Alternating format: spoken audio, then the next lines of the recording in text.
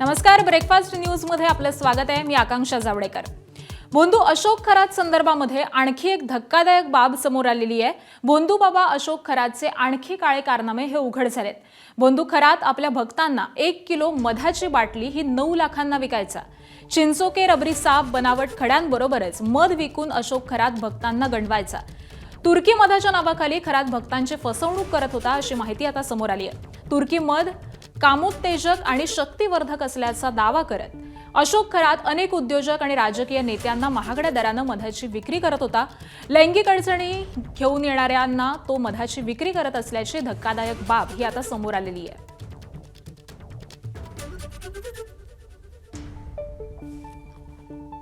आणि याच संदर्भामध्ये अपडेट जाणून घेऊयात। आमचे प्रतिनिधी मुकुल कुलकर्णी सध्या आपल्या सोबत आहेत। मुकुल, खरं तर काल देखील अशाच पद्धतीने खरातचे हे कारनामे उघड झालेले होते आणि आज आता हा नवीन एक कारनामा समोर आलाय।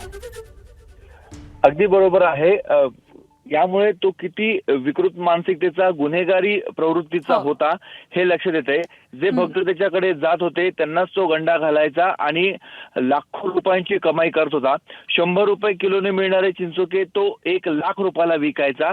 त्या तुलनेमध्ये हे जे मध आहे हे मध मी तुर्कीमधनं एका समुद्रातील गुहेमधनं घेऊन आलेलो आहे, समुद्राच्या जवळ असणाऱ्या गुहेतनं घेऊन आलेलो आहे, असे वेगवेगळे तो काहीतरी बहाणे करायचा आणि भक्तांना तो लुटत होता। त्याच्याकडे येणाऱ्यांची संख्यामध्ये हाय प्रोफाईल लोकांची देखील मोठ्या प्रमाणात भरणा होता।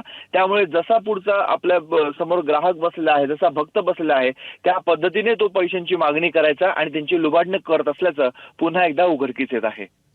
अगदी, त्यामुळे अशा पद्धतीचे अजून काही कारनामे तो करत होता का हे देखील येणाऱ्या या सगळ्या चौकशीमध्ये समोर येईल। धन्यवाद मुकुल या सविस्तर माहितीसाठी।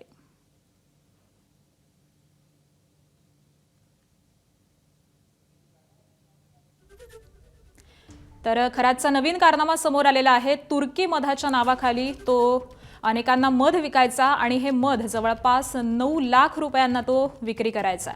अनेक उद्योजकांनी देखील हे मध खरेदी केल्याची माहिती समोर आलेली आहे।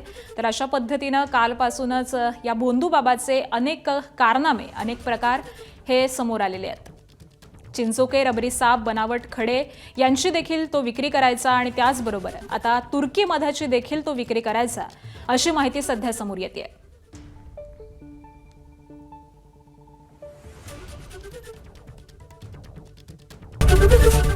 एबीपी माझा, उघडा डोळे बघा नीट।